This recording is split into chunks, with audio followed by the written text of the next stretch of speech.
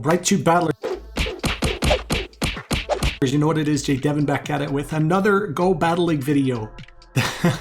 Everything in the world may be coming to a complete halt except Go Battle League. Yes, so if you didn't already know, Niantic tweeted out earlier and they said, trainers, for the next 30 days, we will be making the following changes for Go Battle League and trainer battles with friends. First, we are removing the walking requirement in Go Battle League to unlock sets. If you're currently in the middle of walking to earn a set, it will take effect from your next set. You don't have to walk 3 kilometers at all for your next set in Go Battle League. So that also means that if you don't usually walk for your sets in Go Battle League and you just pay for them, then you also don't have to pay for your sets in Go Battle League. And next they said, for trainer battles with friends, we've lowered the requirements so you can send challenge invites to trainers who are your good friends. That means that if you add somebody brand new and you do just one interaction with them, then you are going to be able to battle remotely through the trainer battle system. That is a huge change, and all of this is guaranteed for the next 30 days. They posted as well afterwards. I think they said that it might continue after the 30 days, depending on the depending on the condition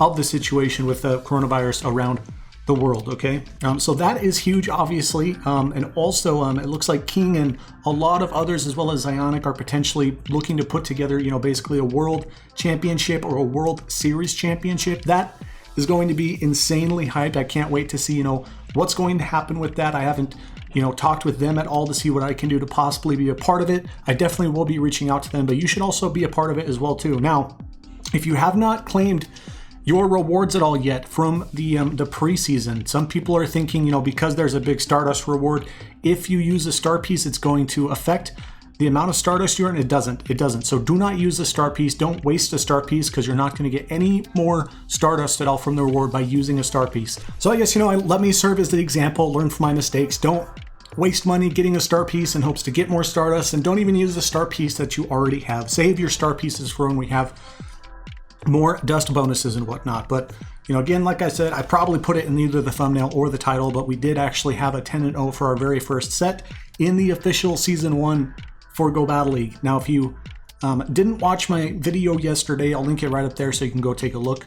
But if you did not watch it, I guess this is the exact same team. I'm using the exact same team that I featured in yesterday's video. It's a super duper meta line, but again, because it works so consistently in my experience, I trust this line a lot. I'm going with my gut. I'm just going to keep using it. And we are, as you can see, they lead with a Zapdos with Charge Beam, and we are in rank 1. They actually made a mistake when they initially reset it to launch Go Battle League Season 1, so it was a failed launch, I guess, or they just made a mistake. So I ended up going from rank 9 down to rank 8, and then they fixed it. Now everybody's apparently starting over from the floor at rank 1, which does make sense. But also another small update that I think a lot of people are not noticing and or talking about a lot is the rating. So previously, for you to hit rank 10 in the preseason, you had to have an MML rating of 3,500 points, which was very, very, very difficult. I got kind of close towards the end of the preseason. I think the closest I got, I don't know if I even hit 34. I think I was really close to 3,400 at the end of preseason. But now, from what we saw, I forgot the name of the source, but I'm going to put it on the screen and I will link the source in the description below as well. I think it was Pokeminers, if I remember correctly, but they said in the code, the actual data code and everything for the game for Pokemon Go, the rank 10 requirement MML rating is now 3,000 instead of 3,500 like it was previously. And also, since you have to hit rank 10 now for season 1 to get the Pikachu Libre, I guess that's an upside. It's going to be easier to get the Pikachu Libre in Pokemon Go. The thing I really don't like about it is, and I'm just going to be honest with you here, since I consider myself kind of a competitive player, but because they lowered that rank, I think that eliminates the threshold that there was previously of the skill level. Like they basically closed the skill gap as far as like the actual rankings, which I don't like that. I don't agree with that. Even though I didn't hit it and I was kind of salty about it, it still helped me get better, and it gave me more motivation, to try even harder and to do more homework on looking into lines and matchups and whatnot.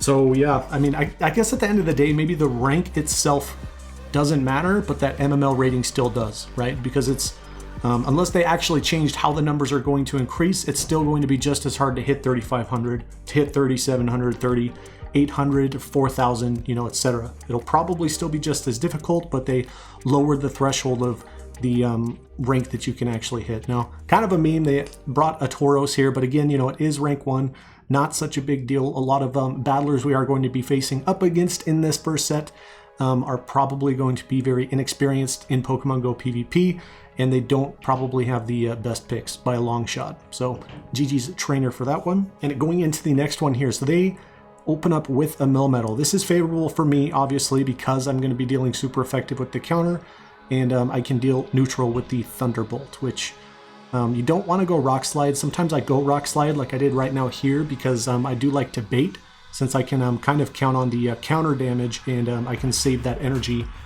if they swap out, which they did. As you can see, they answer with the Swampert.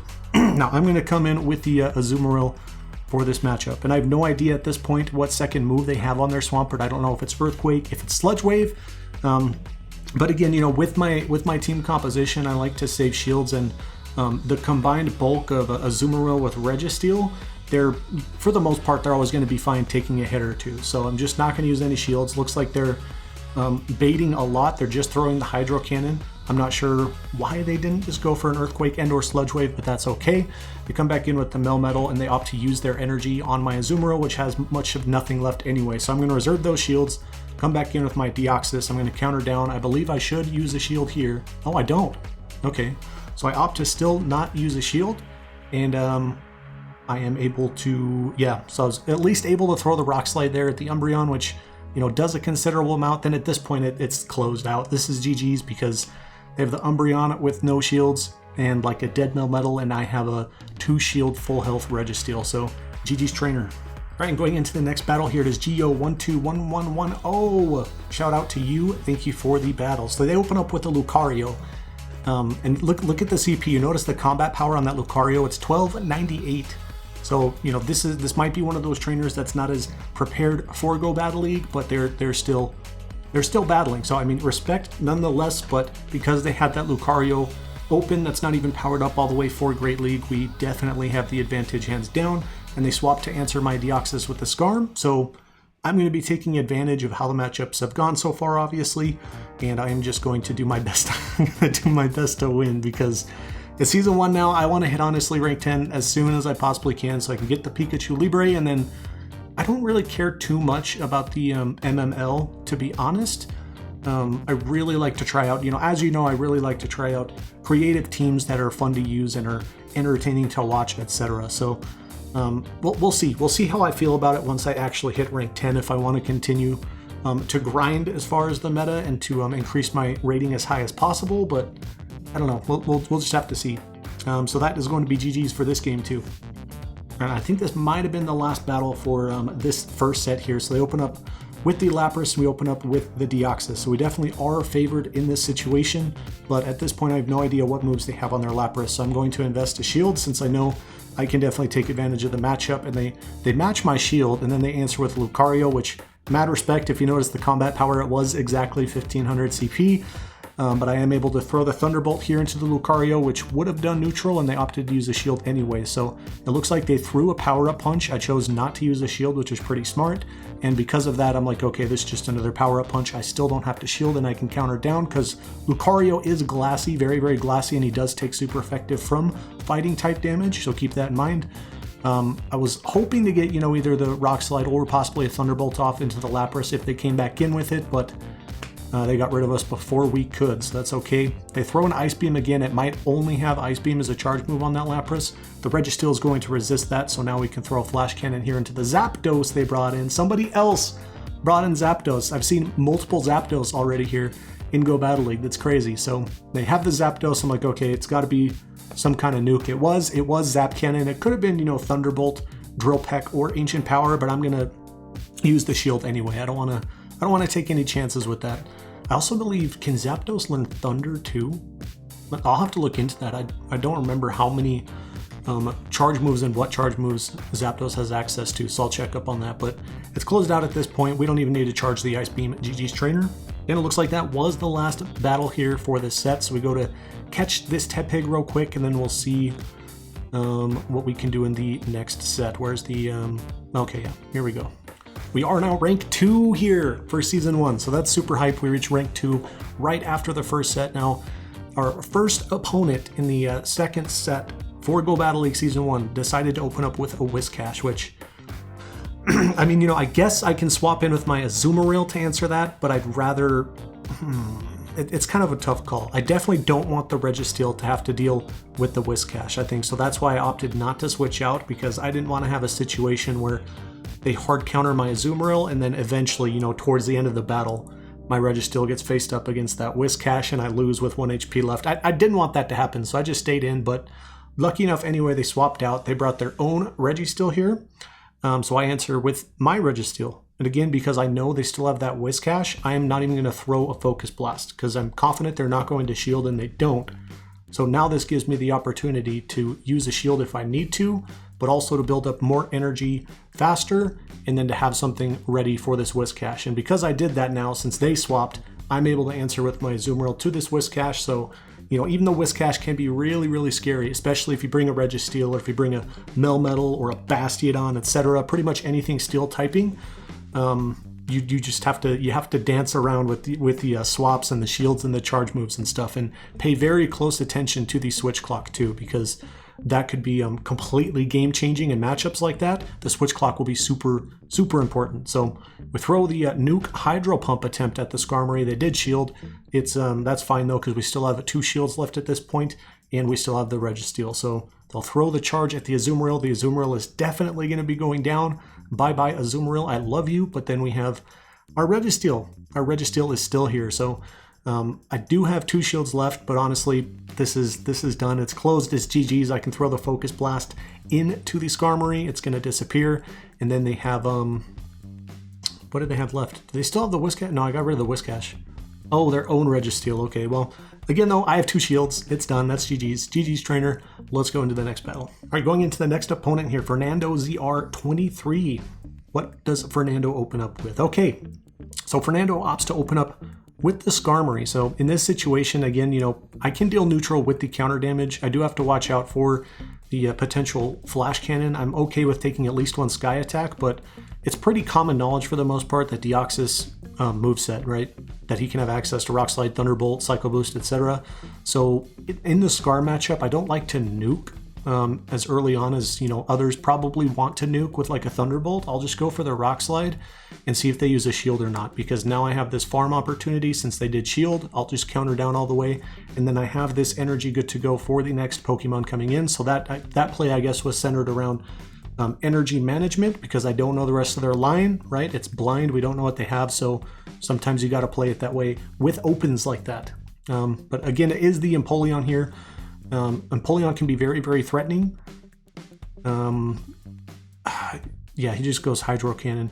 It's honestly, like, I don't know what to say, because it's not a matchup that I'm super familiar with. Like, that's not a matchup I look into. I don't, when I built this line, I wasn't considering an Empoleon matchup at all. I never would have, so I guess, you know, that's kind of a spicy pick. Maybe that's a reason to run it. But if anything, maybe you want to open with it, because if you don't play it right and you don't save your shields, then you are definitely going to lose. I think I very much would like to look into Empoleon a little more for the Great League. I think there can be some amazing plays around him, but we'll just have to see. So they have the Heracross left, which I'm kind of in a bad spot, but since we saved our shields, that's GG's trainer. All right, the next opponent is Lukenit. Lukenit opened up with the, Clefable. I think I remember this one. So he opens up with the Clefable. Even though the counter is going to be resisted, the Rock Slide is going to be neutral to a Clefable. And Clefable's not really tanky, but it's also not super squishy. So because, you know, of Clefable, I want to save a shield, which is why I took the Meteor Mash to the face. But also, like, I need to play around it very carefully, because usually when people, like, probably like you're noticing right now, right? Because he has the Toxicroak.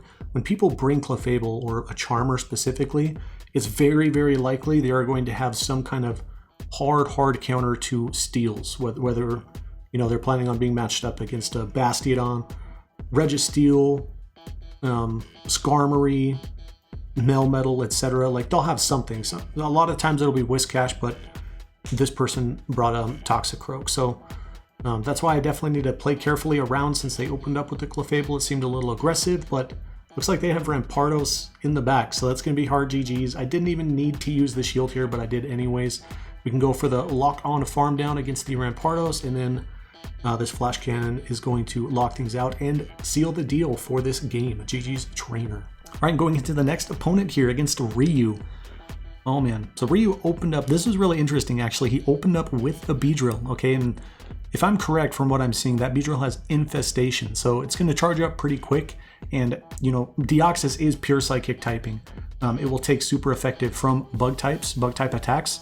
I wanted to see first, you know, what set he had, because if he ran Infestation and Fell Stinger, which wouldn't be likely, but if he did, I would not want to end up shielding a Fell Stinger, which is why I let it go through. But still was not enough to KO. Now we can swap in with this Registeel like you're seeing here, and we can hard counter the Beedrill. There's absolutely nothing Beedrill has as far as coverage for a Registeel. It can't do anything. The Sludge Bomb going to be resisted, X Scissor going to be resisted, Aerial Ace is going to be resisted, Fell Stinger is going to be resisted, Poison Jab is resisted, Bug Bite's resisted, and Infestation. So hard walled definitely in that matchup, which is why we see them swap into this Lapras here, which is interesting because they actually have Water Gun on their Lapras, so it's dealing more damage than I would like to see in this kind of matchup, but they have the Pinsir in the back.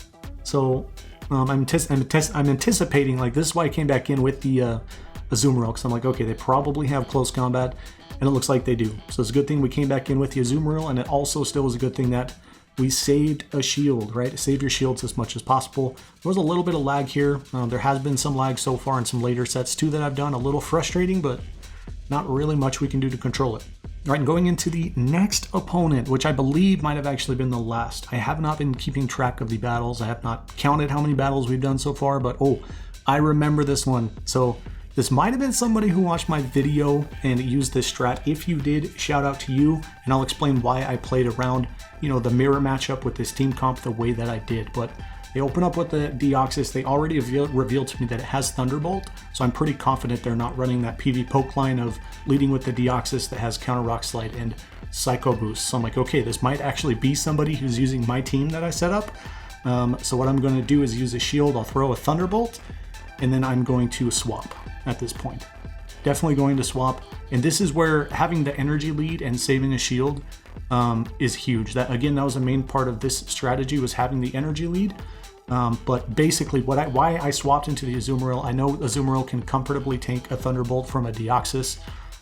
So I'm going to, you know, use that to my advantage, I guess. I'm going to take the Thunderbolt, I'll take another Thunderbolt, but I'm still going to save the shield because of the energy that I have still on this Deoxys, right? We basically did like a merry-go-round because it really seemed like it was a mirror matchup, and it looked like it turned out to be a mirror matchup. And this was also huge. This was potentially a very pivotal point. I decided to use the shield to save this Deoxys. I need to land this Thunderbolt because, again, if it actually is a true mirror match like I thought, I'm going to need to land that, then lock on farm down with my Registeel to have this energy lead, and it looks like it is. They have their own Registeel in the back with no shields. I'm able to hit the Focus Blast first, and as you know, one Focus Blast unshielded on a Registeel mirror is not going to KO, so that is definitely GG's trainer. Again, mad respect. It was fun running into somebody who used my exact line. I don't know if they actually watched my video or not, but again, if you did, shout out to you, GG's trainer. And yeah, that indeed was it. Those were the two sets, my first two sets ever for Season 2 in Go Battle League. You can see too, it says I have 11 wins. I think that was just part of the,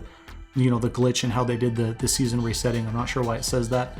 It's counting an extra battle apparently, but hey, it is what it is. There it is, rank 3. Rank 3 now, dude, let's go. Already rank 3. All right, battlers, hype for Season 1. It has begun. Again, remember, for the next 30 days, no walking requirements and no Pokecoins required for Go Battle League sets. That is insanely hype. And also, you can do trainer battles with anybody who is good friends or above. Good friends. So if you brand new add somebody and you do even just one interaction, then you can do remote battles with them. That's insane. But that's it. The video's over, said and done. So as always, thank you for watching. Subscribe if you feel my vibe. Power up, punch the notification bell for all that PvP content. That's it for this video, battlers. We'll see you in the next video. Have a good stinking day. And stay safe. Please stay safe.